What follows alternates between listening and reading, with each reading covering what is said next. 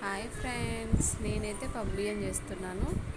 Morning నెయ్యి వేసి గిన్నెలో ఉల్లిగడ్డల పచ్చిమిరపకాయ అన్నీ కోసి పెట్టుకున్నాను. కొత్తిమీర, ఇంకా నెయ్యి వేసి కొంచెం ఆయిల్ వేసి ఇప్పుడు ఆనియన్స్ వేసాను. అలానే పచ్చిమిరపకాయలు వేసాను.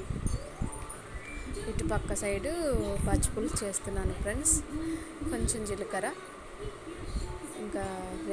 వేసాను, పచ్చిమిరపకాయలు వేసాను ఫ్రెండ్స్. కొంచెం కరివేపాకు వేసాను ఫ్రెండ్స్. కొంచెం పసుపు, సాల్ట్ యాడ్ చేశాను. పచ్చి పులుసులో ఇలా ఉంది. చింతపండు పులుసు పోస్తున్నాను ఫ్రెండ్స్. చింతపండు పులుసు పోసాను కూడా. ఇది వచ్చేసి మనం అల్లం పేస్ట్ వేసుకున్నాము.